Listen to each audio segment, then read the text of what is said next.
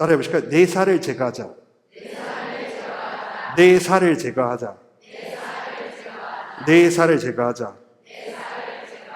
어린 시절에 부정적으로 누구한테 들었던 부모든 친지든 동료든 동네든 부정적인 게 계속 지금 내 안에도 50년, 60년 동안에도 이게 계속 울려 퍼지면 그게 바로 내사인 겁니다.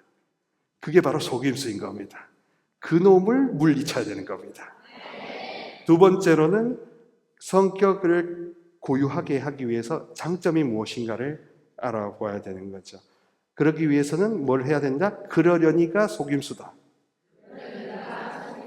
그러니까 내 살을 없애야 되고 그러려니를 없애야 되는 게 행복 비결, 하느님 사랑을 계속 받아들이는 핵심 것입니다.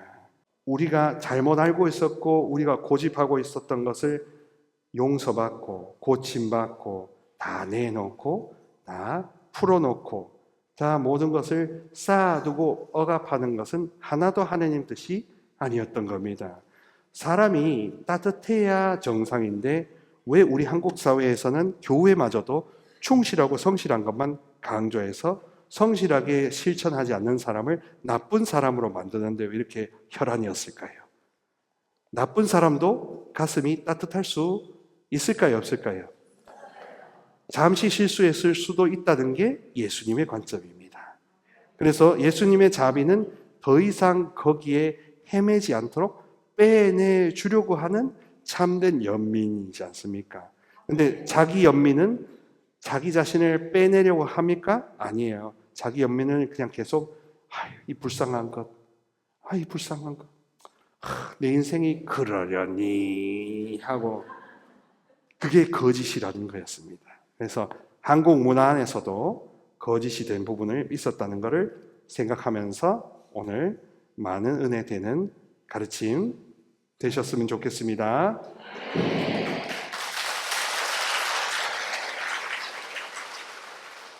마무리. 장국 형제 프란치스코의 박희정 루키시오 신부님 앞으로 감사의 박수 하고 있습니다.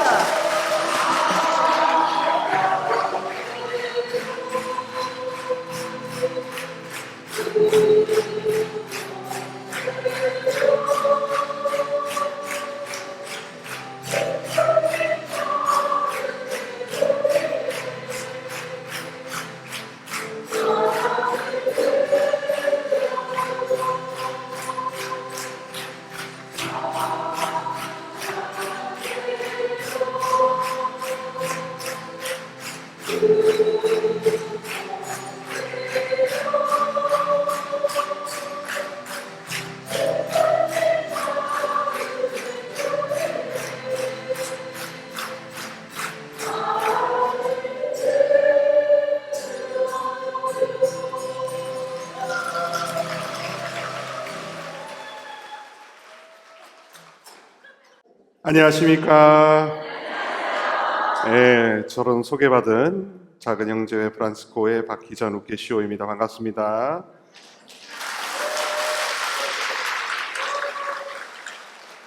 제가 아멘 하면 여러분 알렐루야, 알렐루야 하면 아멘으로 응답합니다. 아멘, 알렐루야, 아멘, 알렐루야. 야, 전국 팔도 강산에 전주만 한 데가 없어요, 진짜. 이 맛에 KTX 타고 옵니다. 예.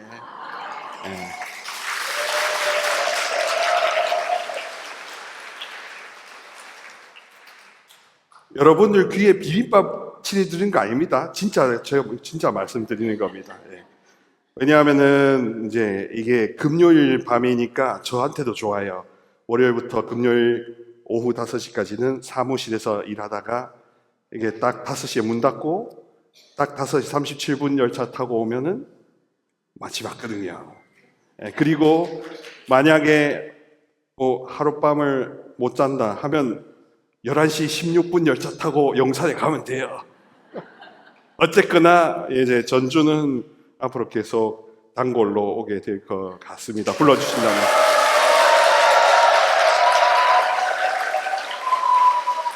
오늘 여러분들과 나눌 주제는 사랑 기쁨 평화 해가지고 이제 10주간 하는데요. 진정한 행복의 7가지 조건이라고 합니다. 어떻게 했다고요? 진정한 행복의 7가지 조건. 제가 전주에 와서 톡톡히 이렇게 이득을 본 게 몇 가지 하면은 아주 이렇게 속속 잘 나오더라고요. 그래서 오늘은 서울 성모병원 정신건강의학과 교수인 최정호라는 그분이 쓰신 진정한 행복의 7가지 조건들이라는 것에 대해서 좀 나눠드리려고 합니다. 7가지 조건을 먼저 열거하면 따라해 보실까요? 첫 번째는 수용. 적극적으로 모든 것을 있는 그대로 경험하라 라는 게 수용입니다. 두 번째는 변화. 어제보다 더 나은 나를 목표로 해라. 세 번째는 연결. 함께하는 삶의 가치를 잊지 마라. 네 번째는 강점. 자기 성격의 강한 강점을 찾아서 개발해서 자기답게 살아라 하는 겁니다. 다섯 번째는 지혜. 삶의 문제에 대처할 능력을 길러라. 그게 지혜고요. 여섯 번째는 몸. 한마디로 육신. 그러니까 마음에서 빠져나와 몸으로 살아라 하는 겁니다. 왜냐하면 정신질환일수록 생각이 많아요, 안 많아요? 생각으로 살아요, 생각으로 살지 않아요? 그러니까 정신과 가는 거죠. 그러니까 생각에서 빠져나와서 두 발을 디딘 육신으로 살아라. 현실적인 감각을 하라라는 것도 참 행복과 연관되었습니다. 마지막으로 영성. 이 영성이란 것은 삶의 의미를 찾으려면 현실 너머를 보라. 초월에 대한 감각을 키우라는 것이 영성입니다. 가르멜 영성, 프란치스코 영성 이런 차원보다 조금 더 큰 차원에서 영성이란 거를 이면을 볼 줄 아는 능력, 뭔가 또 다른 가치를 이렇게 염두에 둘 수 있는 능력을 키우라고 했습니다. 그래서 이 책에 나오는 내용을 제가 이게 좀 요약해서 풀어드릴 테니까, 진짜 참된 행복은 이 7가지의 비결이 있을 때 짝퉁 행복이 아니라는 것을 알아두시면 좋을 것 같습니다. 먼저 행복이라는 단어를 한번 점검해 봅시다. 행복이라는 단어는 한자어로 우연히 일어나는 행, 그리고 좋은 일이라는 뜻의 복입니다. 그러니까 행복은 우연히 나에게 다가온 좋은 일이라는 것이 사실 행복입니다. 그러니까 행복은 영원한 영복이 아닌 거죠. 행복은 진짜 복인 진복이 아닌 거죠. 그리고 우리 신앙인으로서는 누이 좋고 매우 좋고 하려면 지복직관이라고 하느님도 보고 이 땅에서도 행복하게 살고 여러 가지로 다 채움받고 고침받고 하는 지복직관인데, 지복, 진복, 영복과는 다른 행복이라는 겁니다. 그러니까 우연히 일어나니까 행복의 기준이 서로 같을까요? 다를까요? 다른 거예요. 그러니까 여기 오셨어도 초를 넣으면서도 내가 행복하기를 하는데 그 행복의 기준이 다르다는 겁니다. 어머니와 전주성삼은 우리가 영원히 당신과 연결되어서 함께 하기를 원하는 그 행복을 주고자 하시는데, 나는 내 소유에만 집착이 되어서 무언가를 얻어내려고 하는 게 행복의 기준이라 하면 이게 엇박자다 이겁니다. 그래서 영어로 행복은 해피니스라고 하는데요. 근데 이거를 영어 동사 중에 우연히 발생하다, 일어나다 하는 happen. 그래서 우리가 해프닝이라고 하잖아요. happen. happen. 예. 해피니스는 happen에서 왔다고 합니다. 그러니까 우연히 나에게 발생해서 나에게 다가온 좋은 일, 운, 사건, 축복, 이거를 행복이라고 하는 거예요. 요행이 일어나는 좋은 일 정도로 풀이된다. 근데 이제 왜 이 정신과 교수 이분은 가톨릭이셨다가 지금은 이제 개신교 장로이신 분이신데 그럼에도 서울 성모병원에서 열심히 아주 좋으신 분으로 평판이 나 있습니다. 그러려니 하고 받아들이는 건 짝퉁 긍정이라고 합니다. 그러려니 하고 받아들이는 것은 여러분 거짓이에요. 그거는 체념 포기입니다. 참된 행복을 존재에 기반을 둘 때, 곧 얼마나 지속되느냐를 기준으로 복을 따져야 되는 겁니다. 한 끼 얻어먹으면 아유 오늘 축복받았네. 오늘 하루 기분 좋으면 아유 오늘 행복하다. 근데 그게 한 달이고 1년이고 한 세대고 집안 자손 대대로 갈수록 영원한 복이 되는 셈이죠. 그래서 여러분 영의 세계 안에서는 한 영혼이 정말로 하느님을 흠모하고 사랑할수록 그 사랑의 온도가 셀수록 집안에 흐르는 온기가 달라지게 되는 겁니다. 그게 사실 우리한테는 진짜 진복이죠. 예. 누가 뜯어말려도 그 집안을 고칠 수가 없는데 한 기도하는 영혼 덕분에 그 집안의 기운이 바뀐다는 것, 이게 엄청난 거 아니겠습니까? 자, 그래서 이 행복을 영복, 좀 더 오래되는 지속적인 축복으로 바꾸기 위해서 7가지 개념들을 활용할 수 있다. 7가지를 다 여러분들 오늘 다 기억 못 하셔도 괜찮습니다. 그리고 또 이것을 중에서도 본인이 마음에 드는 딱 하나만 갖고 가셔도 좋을 겁니다. 먼저 이걸 하기 전에 전제를 하나 좀 깔아놓고 싶습니다. 유대교와 이슬람과 그리스도교는 아브라함이라는 신앙의 원조를 둔 아브라함계 계시 종교라고 해요. 아브라함을 성조로 두고 세 형제가 갈라져 나왔습니다. 그런데 이슬람과 유다교는 공통적으로 두 종교 사람들 모두 다 돼지고기를 안 먹어요. 그리고 두 종교 모두 다 법을 강조합니다. 율법. 그러니까 그 척박한 그 환경에서 어떻게 살아가야 된다는 그 방법론을 조항으로 성문화한 게 율법이죠. 그래서 자연스럽게 이슬람과 유다교에서의 최고 권위자는 신학자가 아니라 법학자입니다. 반대로 그리스도교는 행위의 실천에 방점을 두지 않습니다. 그렇다고 실천을 무시하는 게 아니라 그거보다 더 앞서는 것이 있다는 이야기입니다. 그보다 앞서는 게 무엇이냐 하면 바로 주님의 마음으로 내 마음이 변화되고 닿는 데에 있다.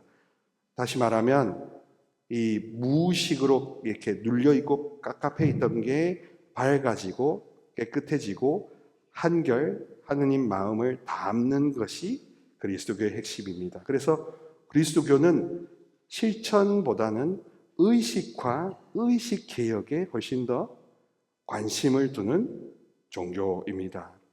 그래서 마태오복음 15장 11절에도 그렇게 말씀하시지요. 예수님이 밖에서 들어오는 게 더럽히는 게 아니라 안에서 나가는 게 더 더럽힌다라고 함으로써 사람들 안에 무의식 속에 무엇이 있는지를 더 알아차리고 성찰하고 빛을 비추어 달라고 청하고 조르는 게 하느님 아버지가 좋아하시는 뜻이다라고 이야기하는 겁니다. 자, 그러니 그리스도교 신앙은 열심히 실천하라는 전제 앞에 선행되는 게 뭐냐면 네가 누군지를 알아라. 특히나 네 무의식 속에 어떤 아픔, 두려움이 묻혀 있는지를 먼저 알려달라고, 계시해달라고, 비춰달라고 청하는 기도가 영순이다 이거지요.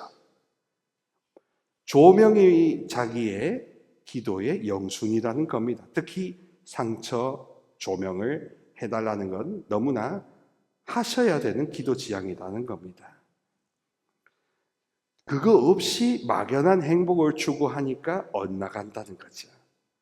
그러니까 내가 복덩어리로 변화되는 것부터 한 다음에 복을 만들고 복이 되는 것을 이렇게 추구하는 실천으로 나아가게 되는데, 그렇지 않으면은 왠지 이렇게 두렵고 왠지 이렇게 불편한데 왜 그런지 모르겠다는 식으로 그냥 덮어두고 면피하기 위해서 실천으로 도망갈 수가 얼마든지 있다는 겁니다.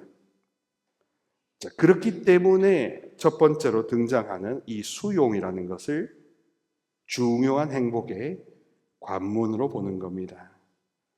수용은 적극적으로 모든 것을 있는 그대로 경험하고 받아들이라 하는 겁니다. 수용을 다르게 말하면 직면이란 뜻이죠. 직면. 형제자매 여러분, 나는 어떤 상처를 받았는지 모릅니다. 나는 또 어떤 영향을 받았는지 까맣게 잊어버렸습니다. 그렇기 때문에 근데 뭔가 슬프고 뭔가 깨림직해서 이 자리에 와 있습니다만 왜 그런지 모릅니다. 그냥 빨리 나았으면 좋겠습니다. 그런 여러 가지 염원들이 막 흩어져 있죠. 그런데 가장 좋은 방법은 뭐냐 하면 엄마의 망토 안에서 직면하는 겁니다. 성모님께 가장 먼저 청할 우리의 기도 지향은 뭐냐 하면 내가 무슨 상처, 무슨 아픔, 어떤 악의 가시를 내가 품고 사는지 알려달라고, 엄마의 품 안에서 알려달라고 기도하는 게 여러분들이 하셔야 될 제일 좋은 기도입니다. 묵주기도를 하면 더 좋고 묵주기도 아니더라도 지향으로서 계속 졸라대는 기도가 필요합니다. 그러면은 성모님의 그 따스하고 부드러운 모성의 덕분에 사실 그 직면하는 게 그렇게 괴롭지가 않아요. 내가 생자로 마취를 안 하고 내시경 해보신 분 계시죠? 죽을 맛입니다, 그냥. 근데 수면 마취는 요즘 거의 다 하기 때문에 그러면은 어떻게 됩니까? 하나, 둘, 해가지고 그런 다음에 끝났습니다 하면은 이제 뭐 이렇게 돼 있잖아요. 비슷한 겁니다.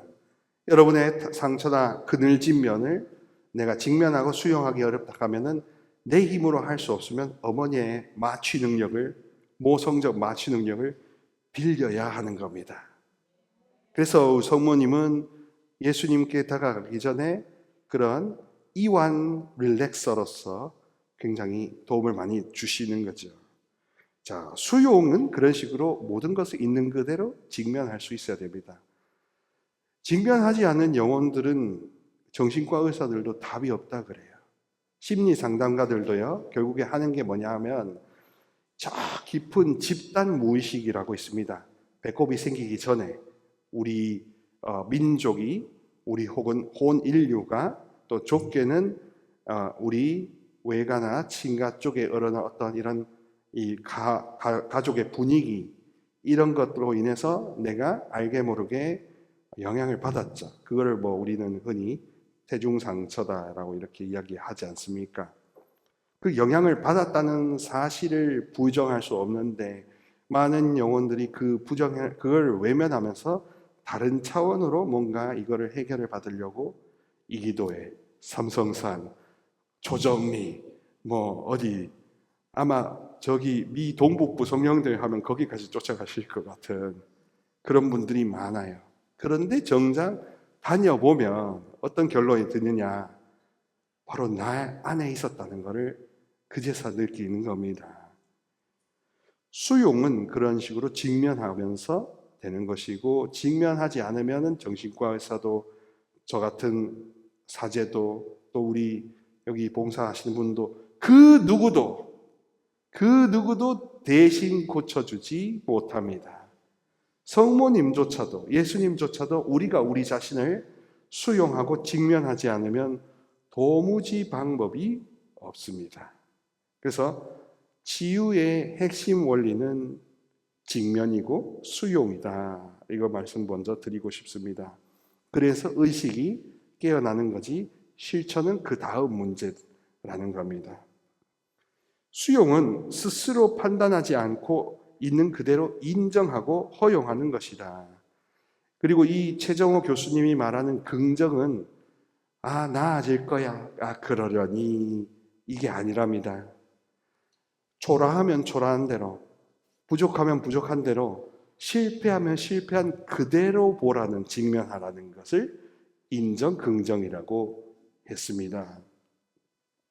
수용에서 말하는 받아들입니다. 저는 이 결과를 받아들인다라는 것은 체념하거나 포기하는 수동적인 행위가 아니라 적극적으로 이해하고 인정하며 경험하며 잡아내는 매우 능동적인 행위입니다. 형제자매 여러분, 우리가 성모님을 칭송할 때 마리아의 수동성을 칭송을 자주 합니다. 순종하셨고 뜻을 따르셨고, 그러면서 마리아처럼 수동적으로 있어야 뭐 되는 줄 알죠. 근데 그렇지 않습니다. 성모님처럼 수용적이 되어야 됩니다. 수동성은 하지 말라면 가만히 있어야 되는 겁니다. 수용성은 하지 말라, 그래도 내가 할 수 있는 부분을 억지로 찾아내는 겁니다. 그러니까 내가 내 삶을 돌보기 위한 노력을 기울일수록 사람은 직면하고 수용적이고 치유될 확률이 훨씬 세집니다. 결코 그러려니 하는 것이 아니다. 뭐라고요? 그러려니 하는 것이 아니다. 뭐라고요? 그러려니 하는 것이 아니다. 뭐라고요? 그러려니 하는 것이 아니다. 자, 그러려니가 악의 속임수입니다. 왜냐하면 그러려니 하면 더 이상 질문도 안 하고 더 이상 도와달라고 떼쓰지도 않죠. 그리고 그러려니 안에 사람이 갇혀요, 안 갇혀요? 생각에 갇히고 우울에 갇혀요, 안 갇혀요? 묶여요, 안 묶여요? 묶여버립니다. 그리고 그게 순종이라는 이름으로 포장이 됩니다. 진짜 순종은요, 여러분, 더 주세요, 더 주세요 해야 하는 게 순종인 겁니다. 저의 오늘도 저는 이제 인천 교리신학원에서 강의를 지금 오랫동안 하고 있는데, 거기 형제님 이제 한 분이 꼭 그 이야기를 해달라고 했어요. 그 형제님께서도 너무 억울하고 막 분해서 막 하다가 가만히 생각해 보니까 사람이 그러려니라는 어떤 막을 치고 있더랍니다. 그 우산에 그 파라솔 위로 하느님 사랑이 계속 떨어지는데, 인간들은 이 그러려니라는 우산을 봐줄 생각을 하나도 안 하더래요. 고집스럽게 그러려니라는 우산을 깨버리고 없애버리고 제거하려는 노력을 안 하더라. 그래서 스스로 비관적이 되더라. 신부님, 이거를 꼭 가서 이야기해 주세요 라고 해서, 네, 오늘 복음 선포를 치명자서 하고 오겠습니다라고 했는데요. 여러분, 한국의 특징상은 체제에 적응하기 위해서 그러려니가 신앙인 줄 가르칩니다. 근데 오늘 여러분들께 이 치명자산에서 새로운 복음을 알려드립니다. 그러려니는 속임수입니다. 그러려니는 속임수다. 따라해 보실까요? 그러려니는 속임수다. 그러려니는 속임수다. 그러려니는 속임수다. 그러면 복음은 그러니까 복음입니다. 그러니까 내가 지금 아프니까 더 달라 해야 되는 거예요. 내가 슬프니까 더 달라 해야 되는 거예요. 내가 기쁘니까 찬양하는 거예요. 그런 식으로 전혀 사람들은 상관하지 않은 그 상관관계를 보면서 우리는 그러니까 주님, 그러니까 엄마라고 덤벼들어야 되는 거예요. 그러려니 하고 여기서 그만 스톱하는 것은 수용적이지도 않고 수동적이지도 않고 속임수다 이겁니다. 그러려니 할수록 체념폭이 불안심이 더 커져요. 정신질환의 가장 큰 모감정, 원감정은 여러분 다름이 아니라 불안입니다. 불안. 정신질환에서 가장 뿌리가 되는 나쁜 감정, 아니 나쁘다기보단 인간의 감정을 뭐라고 하냐? 불안이라고 해요. 불안. 근데 불안은 어디서 오냐? 불신에서 오죠. 불신에서 오고 불안하니까 불신하고 불신하니까 불안하고. 그리고 이걸 이제 신학적으로 표현하면 관계가 끊겼다, 공급이 안 된다 해서 불순종과 연관을 시키는 겁니다. 불순종에서도 그 아담과 하와에서도 그러려니라고 두려워했지요. 그리고 가였죠. 감췄죠. 얘 때문이에요. 예, 그런 식으로 했는데 바로 그러려니가 더욱더 엄밀하게 말하면 속임수다. 그러니까가 복음인 겁니다. 그러니까 찬양하고, 그러니까 나 자신을 위해서 더 기도하고, 그러니까 상처 치유해야 되고, 그러니까 체념하거나 멈추거나 그런 게 아니라는 겁니다. 그래서 수용 직면은 내 의지를 활용하는 겁니다. 그러려니는 의지를 쓰지 못하게 하는데 수용 행복을 위한 노력은 내 의지를 더 활활 불타게 만드는 겁니다. 그래서 한 발짝 더 나아가게 되는 게 수용이라고 해요. 더욱더 적극적으로 받아들이고 직면하고 돌파하려고 하는 이 뜨거운 열정을 지닌 사람일수록 행복할 확률이 높다는 거죠. 높다는 거죠. 전문가들은 기꺼이 경험하기를 수용하기라고 합니다. 여기서 부사인 기꺼이라는 단어에 이미 자신의 의지로 선택하다라는 적극성이 포함이 되어 있다는 겁니다. 형제자매 여러분, 기도를 의지를 북돋아 주는 기도가 아니면 그것도 거짓입니다. 살 맛이 나야 밥맛이 생기고, 밥맛이 나야 그 다음에 기도할 맛이 나고, 그렇게 맛있고 멋있고 이렇게 살아야 되는데 그게 없는, 맛없고 멋없이 살면 그게 어둠 아니겠습니까? 그죠?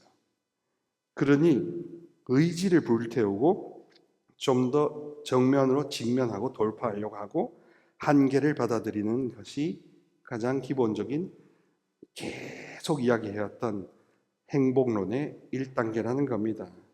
현재의 나를 수용한다는 건 지금까지 내려온 선택과 판단들마저도 수용한다는 의미입니다. 자, 그런 의미에서 완전한 순종은 의지를 다하는 겁니다. 흔히 계급주의적으로 어디를 감히 어른이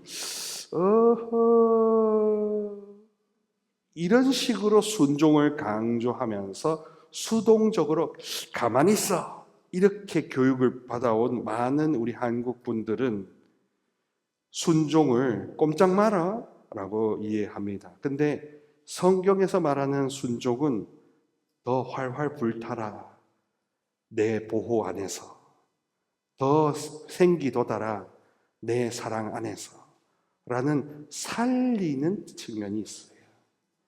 그래서 오늘도 제가 말했던 그 형제님이 자기도 이렇게 그러려니라는 막을 제거하고 보니까 성령님이 살리는 힘이라는 게 너무 와닿더랍니다. 부활과 생명의 힘의 원천, 노경 십전대보탕보다 더 활활 불타게 만드는, 더 서고 더 일떠 세우는 힘이라는 거가 너무 와닿으시더래요. 그러려니라는 것을 갖고 사셨던 거예요. 근데 그러려니라는 것을 이게 속임수구나, 이 속임수구나 하는 거를 알고 이걸 걷어치우니까 완전히 다른 삶이 펼쳐지더라는 겁니다.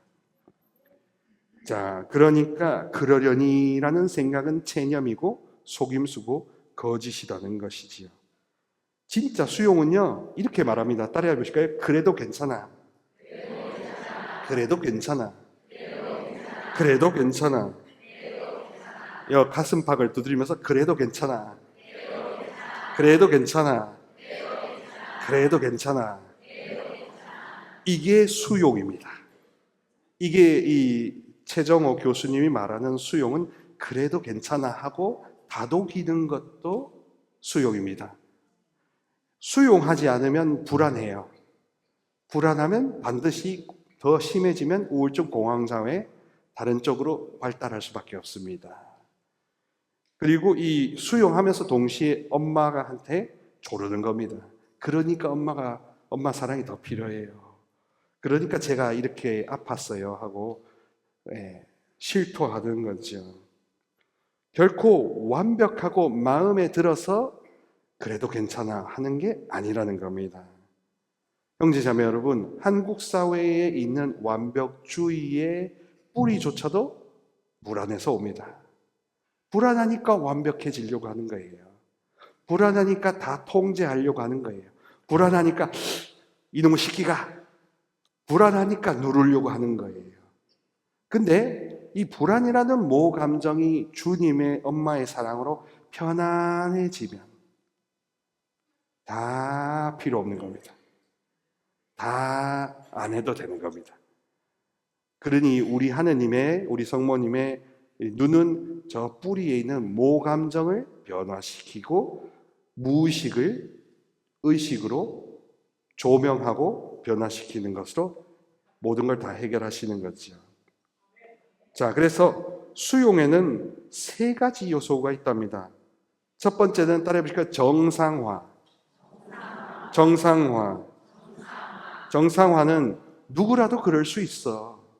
그게 정상화랍니다. 뭐 실수도 한번 했어도 누구도 그렇게 할 수 있어. 바로 프레임을 바꾸는 겁니다. 깨졌잖아요. 그러면 누구도 그럴 수 있어. 라고 이렇게 프레임을 바꾸는 정상화. 그리고 두 번째는 타당화. 인간은 누구나 그럴 수 있어. 그런 게 이상한 게 아니야. 인간이라면 누구나 그럴 수 있어 하고 타당화하는 것도 수용하는 태도라고 합니다. 세 번째 마지막으로 자기 확신. 나는 소중하고 괜찮은 사람이야. 이렇게 볼까? 나는 소중하고 괜찮은 사람이야. 이런 말을 누가 해줍니까? 내가 안 해주면 아무도 안 해줍니다. 요즘 너무 야박해가지고. 그러니까 정상화, 타당화, 자기 확신이 수용을 쉽게 도와주는 거고, 신앙적으로는 우리 엄마의 사랑과 하느님의 사랑을 그러니까 청하면 중면하고 수용하는 게 쉬워진다는 겁니다. 그러니 생짜로 그러려니 하면서 생짜로 버티고 견디지 절대 마세요. 그게 바로 속았던 겁니다. 그러함에도 불구하고 그러함에도 불구하고 엄마, 그러니까 엄마, 예스라고 내 삶을 다 힘들고 괴로운 일이 있더라도 바라보면은 참 그게 가라앉아요. 그리고 참 기묘한 게 여러분들도 경험하시고 저도 경험하지만 하느님이 좋아하시는 기도나 상처 치유를 하면 할수록 왜 이리 방해가 많은지, 왜 이리 갑자기 만나자는 사람, 별의별 사람들이 와가지고 그거를 못하도록 뜯어 말리는지 아주 그냥 시기뽕 만기뽕 신기해 죽겠습니다. 그죠? 근데 그게 그럴수록 더 하라는 차원인데 또 저는 이제 수도자인지라 모가지가 날라면은 안 되니까 그래도 순명을 거스릴 수는 없고 눈칫밥으로 막 해야 되고 괜찮아, 난 그보다 더 소중하고 하느님이 좋아하시는 일을 하고 있는 거야 라고 이렇게 확신을 가지는 거죠. 그런 식으로 우리가 수용하고 직면하지 않으면 그 어떤 문제도, 그 어떤 악의 방해가 있다 하더라도 이걸 수용하지 않으면 도무지 자존감이 솟아날 길이 없더라고요. 내가 귀하다는 것을 다른 사람이 100만 번 해주는 것보다 내가 괜찮아 하는 게 훨씬 더 강력한 치유를 받습니다. 두 번째는 변화입니다. 그러므로 이제 나의 빛을, 내 안에 빛을 더 어떻게 하면 더 받을까? 어떻게 하면 보호가 더 세질까? 이거에만 골몰하는 겁니다. 변화를 위해서는 마음의 자리한 부정적인 프레임에서 먼저 벗어나야 한답니다. 아무리 긍정적인 경험, 아무리 기도를 많이 한다 해도 마음에 부정적인 생각이 이렇게 찌들어져 있고 그러려니라는 게 이렇게 있으면은 아무 은총도 안 들어가요. 제가 말씀드렸다시피 이 지붕으로 빗물이 다 흘러 내려가 버립니다. 결국 그 영혼 속으로 성령의 단비가 스며들어야 되는데 안 스며든다. 프레임이 있으니까 안 스며드는 겁니다. 그래서 프레임을 바꾼다는 것은 정말로 쉽게 말해서는 세상을 바라보는 나의 생각을 바꾸는 겁니다. 형제자매 여러분, 우리가 말하는 회개가 있잖아요. 회개를요, 다른 말로 하면 눈이 바뀐다는 뜻입니다. 그러니까 내 프레임이 바뀌는 게 최고 치유예요. 그게 진짜 행복이에요. 예. 왜냐하면은 전에는 눈이 안 바뀌었을 때는 9가지가 문제로 보였는데 눈이 바뀌면 그 9가지 문제되는 게 더 이상 문제로 보이지 않으니까 덜 괴롭다는 겁니다. 덜 시달린다는 겁니다. 덜 시간 허비에 덜 관여한다는 차원에서도 이것도 행복해지는 겁니다. 자, 그런데 생각을 바꾼다고 해서 행동이 바뀌냐? 그렇지 않아요. 오히려 흠뻑 몰입되어야 생각과 행동이 동시에 바뀐다는 겁니다. 생각해 보십시오. 사랑에 홀딱 빠져야, 누군가한테 홀딱 빠져야 말도 달라지고 눈빛도 달라지고 행동도 달라지는 거죠. 그러니까 사람은 몰입할 때 다 바뀌는 겁니다.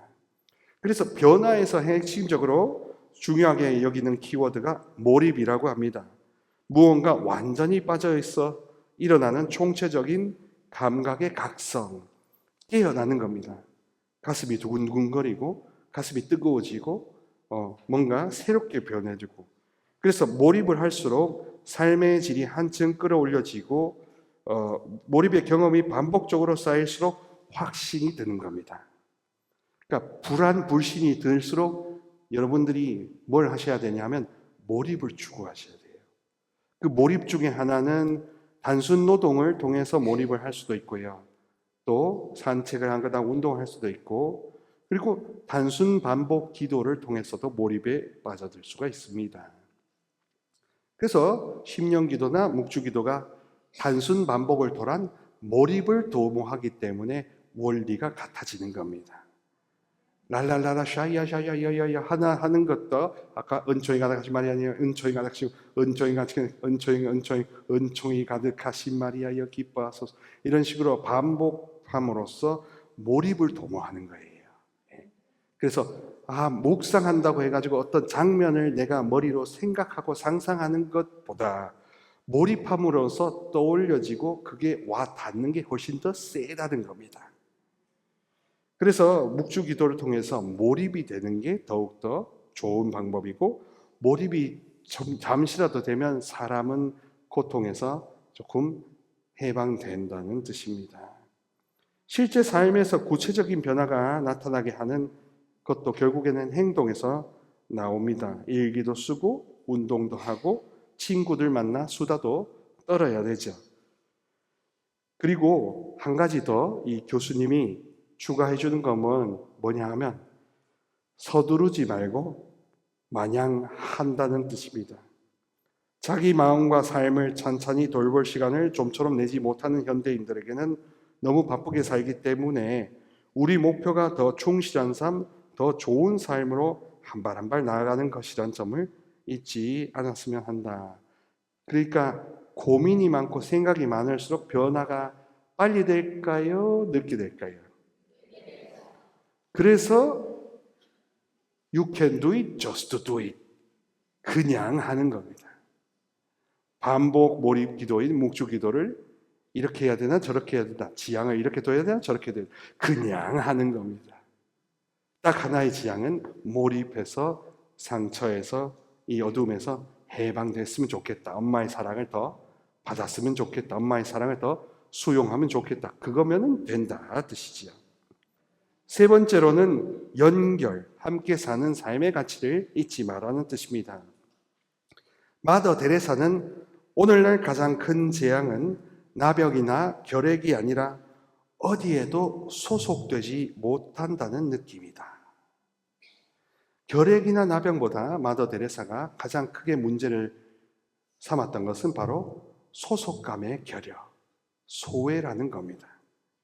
오늘날 우리가 맞이한 불행과 재앙의 상당 부분은 사회적 결속감이나 공동체 정신을 잃어버린 데 그 원인이 있다고 합니다. 1938년부터 하버드 대학에서는 성인 발당에 대한 70년, 80년 동안의 종단 연구를 했는데요. 그 네 번째 책임자인 로버트 월딩거라는 교수가 2015년 무엇이 좋은 삶을 만드는가라는 제목의 테드라는 유튜브 강연을 했습니다. 이렇게 말했대요. 75년간 724명의 삶을 추적한 결과 수많은 페이지에 달하는 데이터에서 우리는 어떤 교훈을 얻을 수 있었을까요? 인생의 행복은 부와 명예를 위해 열심히 노력하는데 있지 않다는 것입니다. 하버드대에서 75년간 724명의 인생을 종단 연구했는데 결론이 행복은, 영원한 복은 부와 명예에 있지 않다. 그럼 뭐냐? 75년간의 연구를 통해 얻은 메시지는 사람들 간의 좋은 관계가 우리를 건강하고 행복하게 만든다.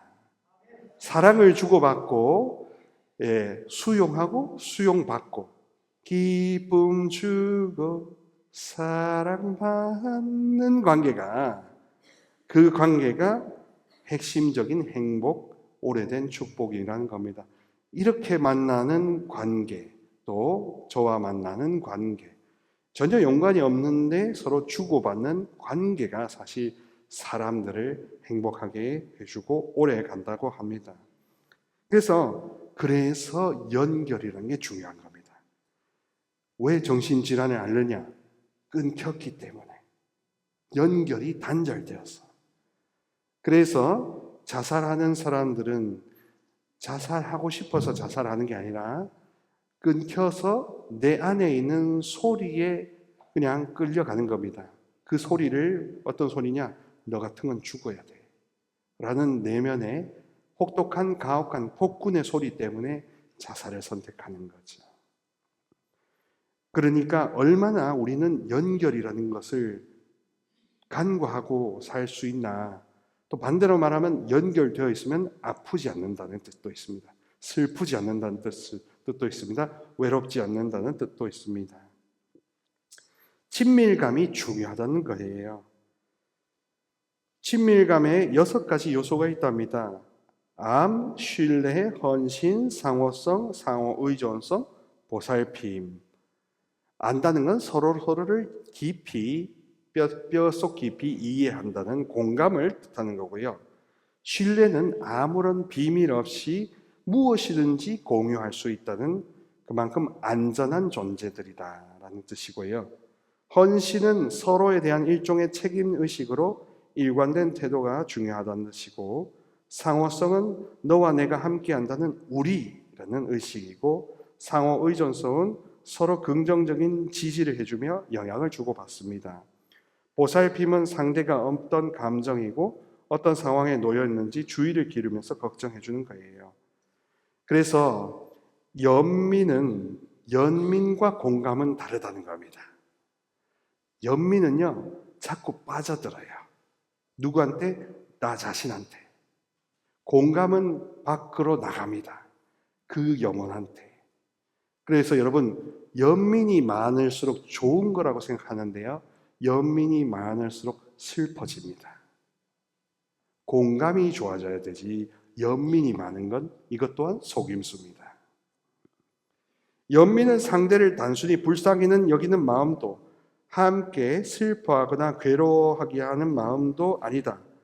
고통의 원인을 알고 더 이상 고통스럽지 않기를 바라면서, 진짜 연민은 상대가 더 이상 고통스럽지 않기를 바라면서 고통에서 빠져나오도록 돕는 게 진짜 연민, 곧 자비라는 겁니다.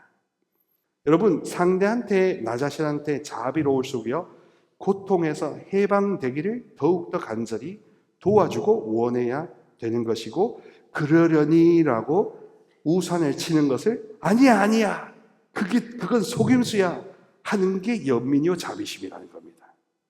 사랑을 받는데 걸림돌이 되는 것을, 그거는 걸림돌이요 악의 제거, 속임수야라고 해주는 게 맞다는 뜻이지요.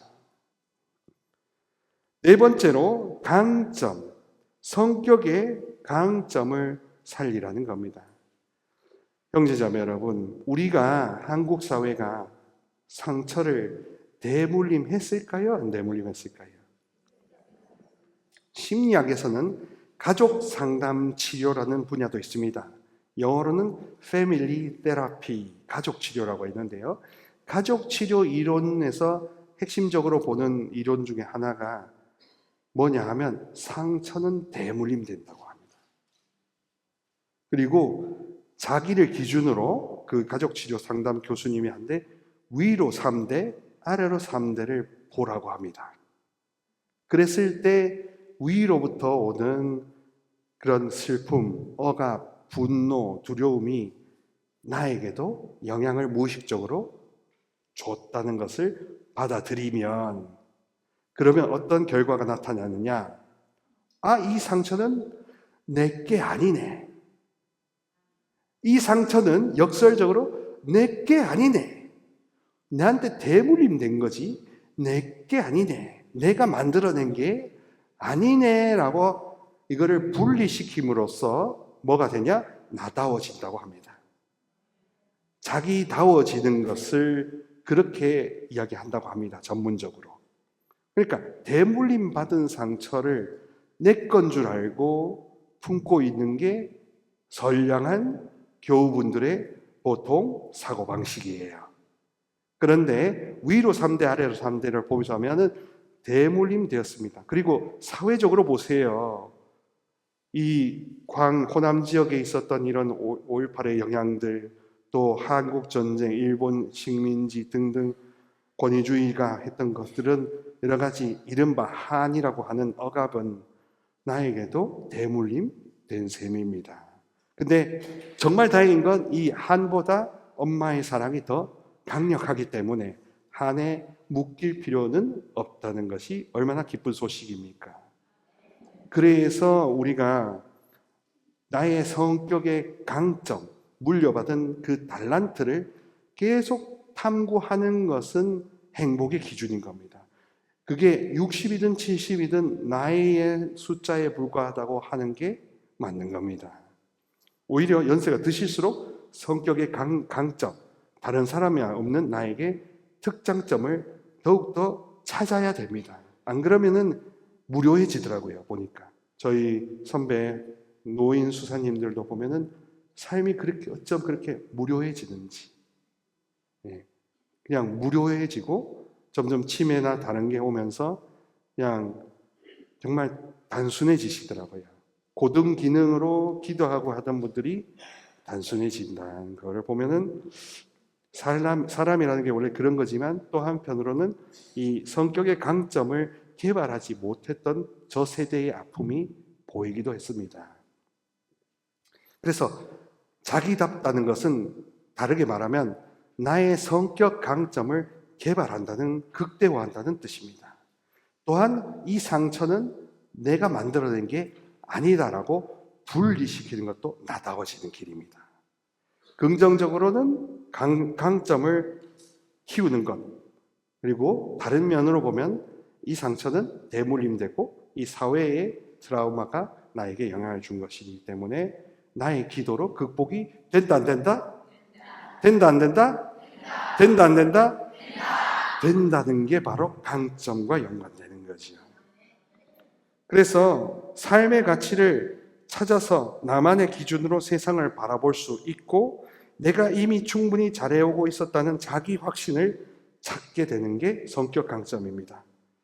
근데 문제는 우리가 대부분 거꾸로 하고 있다는 겁니다. 자, 거꾸로 하고 있다 해서 이것을 전문 용어로 따라해 보실까요? 내사. 내사라는 것은 투사라는 말은 들어보셨죠?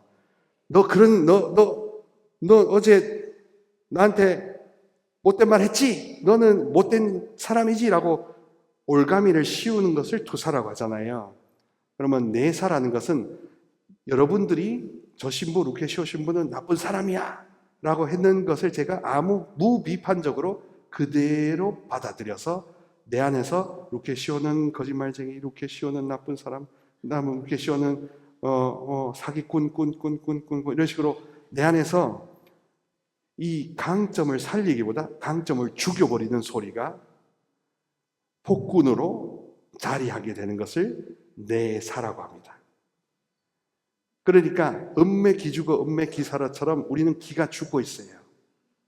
뭔가 이 사랑을 받으려고 하는 것조차도 내사라는 심리 정신과 의학에서 말하는 투사와 내사, 내사, 안내자를 써서 자꾸 그 사람의 그 폭언 이런 것들을 그냥 그대로 무비판적으로 수용한 사람이, 받아들인 사람이 기가 죽어 있고 굉장히 어둡다 아닙니까?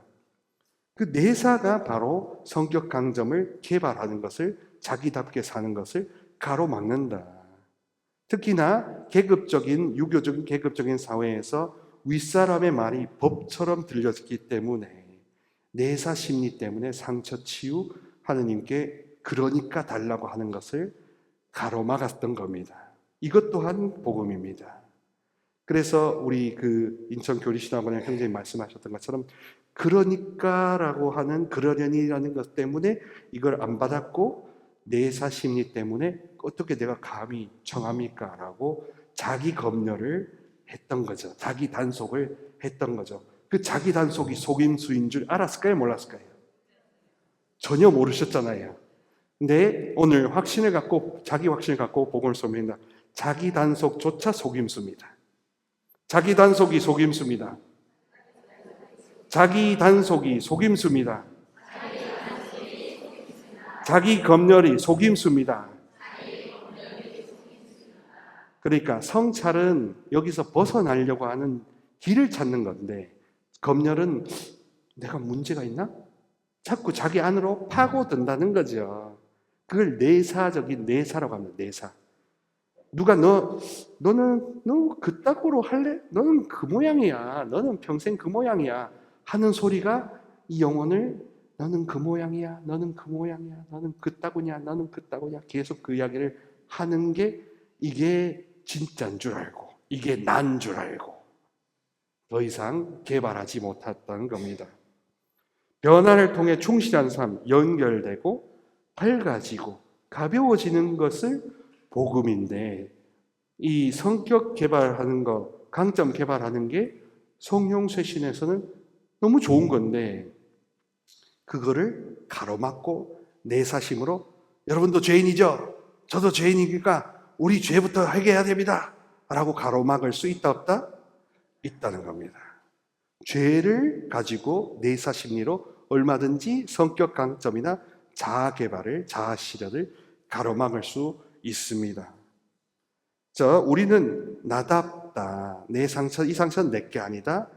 그리고 한국 사회에 있는 이 내사 심리 때문에 하느님 아버지 사랑이 스며드는 게 가로막혔고 차단되었구나라는 걸 알면은 얼마나 삶이 단순해지겠습니까? 다섯 번째로 이제 3개 남았는데요. 지혜를 이야기합니다. 형제자매분, 지혜는 딴 게 있는 게 아니라 삶을 대처하는 태도를 지혜라고 합니다. 지혜는 어려운 문제를 푸는 능력이 아니라 어려운 문제를 대하는 자세, 능력인 겁니다. 그래, 뭐가 문제야? 하고 담대하게 배짱 두둑하게 하는 이 자세, 이걸 지혜라고 하는 겁니다. 삶의 처세와 관련된 문제에서 올바르게 판단하는 능력, 수단과 목적에서 선택하는 건전한 판단, 실제적인 문제에서 건전한 분별력, 자기 삶을 얼마나 컨트롤할 수 있느냐, 그런 거죠. 그리고 여러분, 지혜로울수록 빨리 힘을 받는다, 안 받는다? 받는다. 지혜롭지 못할수록 그러려니, 저러려니, 오늘을 그냥 이렇게 그러려니 하고 한다는 게, 이게 바로 어리석은 겁니다. 그러면 어리석어요. 속이 상한다는 겁니다. 그러니까 받아야 된다는 겁니다. 그래서 지식을 추구하고 새로운 정보를 좋아하는 것도 지혜와 연관된다고 합니다. 그리고 견문을 높이고 누군가에게 물어볼 줄 알고 내 힘으로는 이게 할 수 없다라고 빨리 달려오는 사람, 그런 사람이 지혜로운 사람이지요. 자, 이제 두 가지 남았습니다. 여섯 번째는 몸. 정신이 몸을 지배할까요? 몸이 정신을 지배할까요? 둘 다예요. 이 정신이 몸을 지배한다 하면은 정신생리학이라고 한답니다. 근데 몸이 정신을 지배한다는 것은 생리정신학이라고 합니다. 생리정신학은 한마디로 부정적인 습관을 긍정적인 습관으로 바꿔줌으로써 행동 패턴을 바꿔줌으로써 마인드를 바꿔주는 거래요. 그래서 자신의 몸에 대해서 관찰을 잘 하라 합니다. 외모와 몸매에만 집착할 뿐 내가 내 몸을 어떻게 쓰는지, 내가 이렇게 꼬부정하게 하는지, 거북목인지, 축 늘어져 있는지, 앉아 있는지, 한마디로 몸의 자세가 마음가짐을 바꾼다는 게 행복과 연관된다는 겁니다. 그래서 정서적으로 위축이 되면 자세도 위축되고 마음도 위축되고 가슴을 펴고 여는 동작을 통해서 우울이다, 불안해서 벗어나라 라고 되어 있습니다. 수많은 뇌과학 연구가 밝혀낸 것 같이 몸을 통해서 감정이 형성된다고 합니다. 트라우마가 많을수록, 상처가 많을수록 그러려니에 갇힐수록 수용하지 않고 직면할수록 몸이 수그러든다고 해요. 여러분들 잔연한 이 지인들 보실 때 평상시에 걸음걸이가 터벅터벅 거의 산송장처럼 가는 영혼들한테 허리 펴세요. 몸가짐을 바르게 해보세요. 그러면 조금 더 좋아집니다. 라고 해주는 것도 그 사람이 믿거나 말거나 하지만 맞는 표현이라고 합니다. 그리고 게다가 생각으로 사는 사람의 가장 큰 문제는 한 번 부정적 감정에 빠지면 스스로 빠져나오지 못한다는 겁니다. 심리학에서는 과잉사고라고 있습니다. 따라해볼까요? 과잉사고. 과잉사고. 과잉사고. 생각이 너무 과잉되는 것을 과잉사고라고 합니다. 그리고 정신이 병이 들수록 생각이 많아질까요? 적어질까요? 많아지는 겁니다. 그러니까 여러분들이 스스로 바로미터를 알아차리세요. 내가 요즘에 생각의 가지수가 늘어난다. 생각의 가지수가 늘어난다?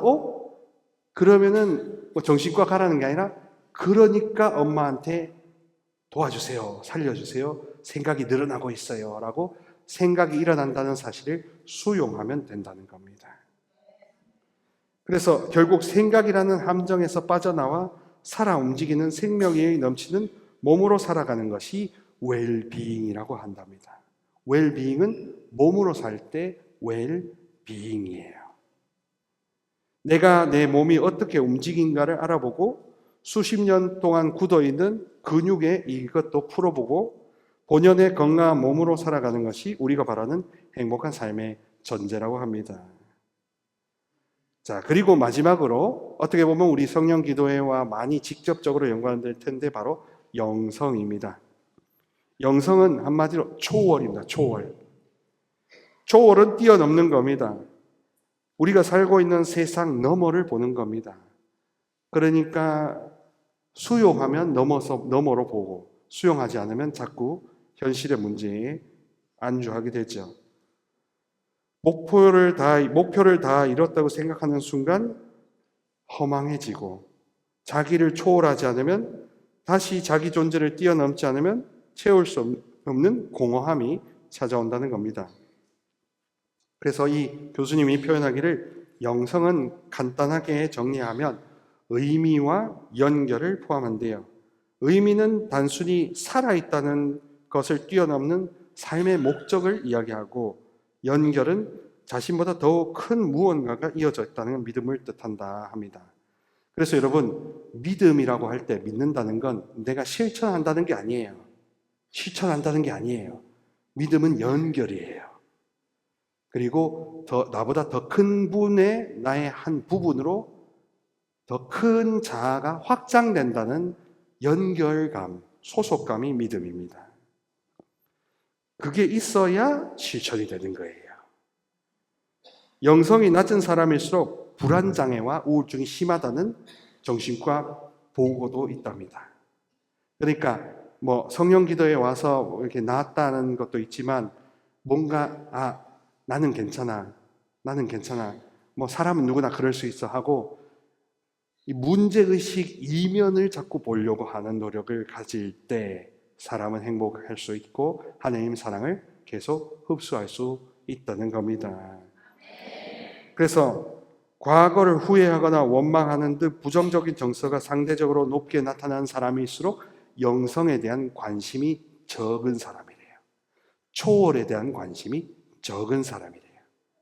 근데 반면에 낙관, 행복, 감사, 삶의 목적 등 받아들이려고 하는 오픈 마인드가 셀수록 영성, 초월에 관심이 많은 사람이라고 합니다. 살아서 뭐해? 친구 만나서 뭐해? 낚시 그거 해서 뭐해? 이런 식으로 매사에 의미나 가치를 두지 못하는 사람이 있는데 무의미에 빠지면 삶이 재미가 없어요. 사는 게 굉장히 괴롭고 힘들고 그런 거를 잊고자 술을 마시고 그런 걸 잊고자 도박을 하고 그런 걸 잊고자 경마도 하고 그다음에 복권을 산다고 합니다. 근데 여러분 중독이 무서운 게 왜 무서운지 아세요? 가랑비에 옷 젖으니까. 여러분 중독이 순식간에 중독이다 이렇게 덮쳐서 중독인 줄 아세요? 어떤 제가 아는 분 이렇게 면담을 해드렸는데 그 자매님은 6년간 하루에 막걸리 2병씩 마셨대요. 근데 제 앞에 와가지고 신부님 그게 중독이에요? 막걸리 먹으니까 뭐 가슴이 그냥 힘이 나면서 녹고 좋던데 중독이에요 그게. 몇 년 동안 드셨어요? 6년 하루에 몇 병? 2병. 칼국수 장사를 하신대. 장사 안 되니까 마시고 장사가 잘 돼서 마시고. 그 중독이에요. 그러니까 부지불식간에 중독은 찾아오는 겁니다. 그러니 삶의 의미를 두는 게 중요한 것이지 이런 습관을 들이는 것은 하나도 중요하지 않습니다. 끝으로 피에르 데야르드 드 샤르댕 신부님이 하신 말씀이 있어요. 우리는 영적인 경험을 하는 인간 존재가 아니라 인간적인 경험을 하는 영적 존재다. 우리는 영적인 경험을 하는 인간 존재가 아니라 인간적인 경험을 하는 영적 존재다. 그러니까 말장난인데 결국에는 피에르 샤르댕 신부님이 말하고자 하는 인간의 본질은 영적 존재다 이겁니다. 인간적인 경험을 보면서도 그 이면을 볼 수 있고 또 내 내면도 볼 수 있는 영혼입니다.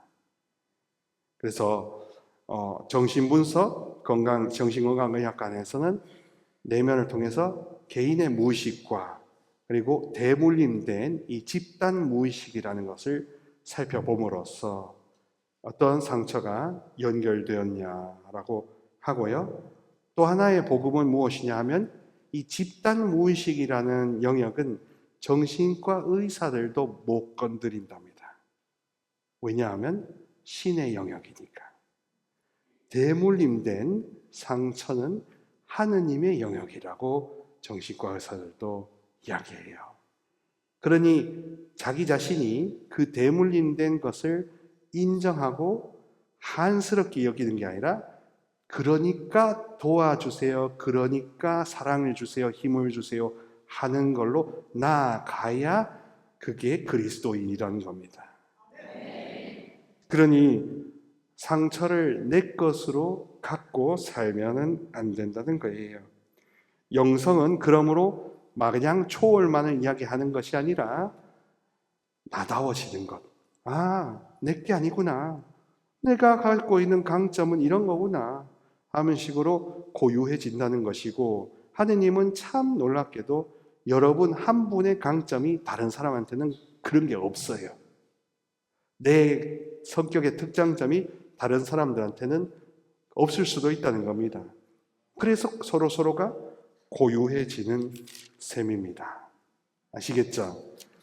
그래서 우리 모두가 하느님과 함께 정말로 고유한 영혼으로 가는 게 진짜 영원한 행복이고요.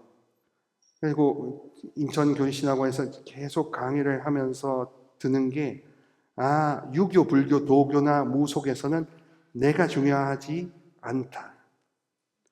내가 중요하지 않다. 근데 그리스도교만큼은 나를 끔찍히도 중요하게 여긴다. 그러니까 그리스도교에서는 나를 위하여, 나는 누구인가?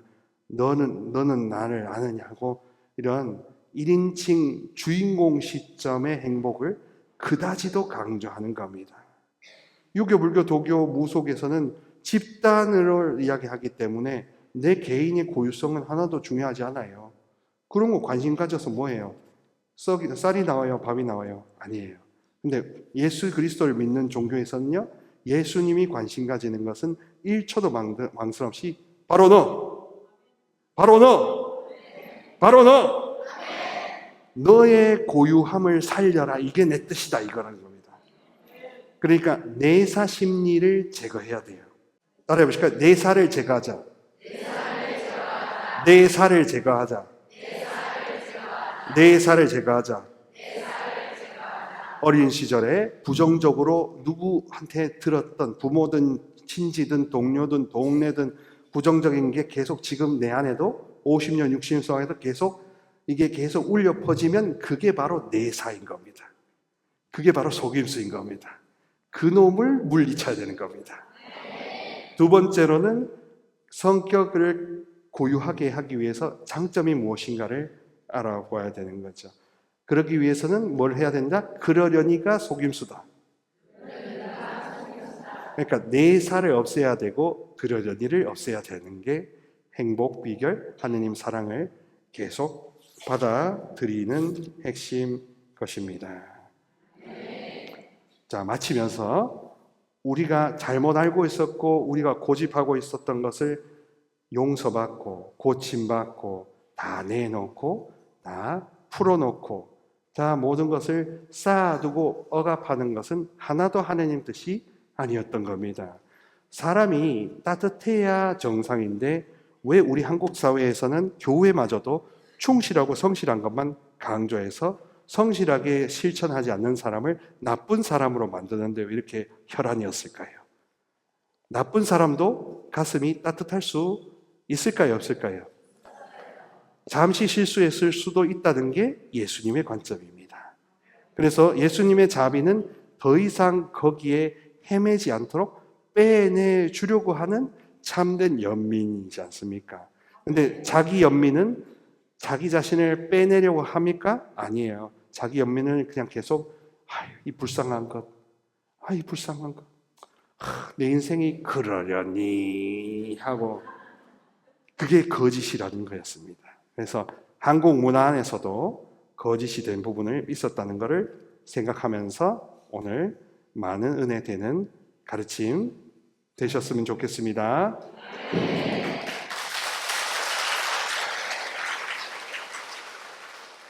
영광이 성부와 성자와 성령께 성부와 성자와 성령의 이름으로 감사합니다.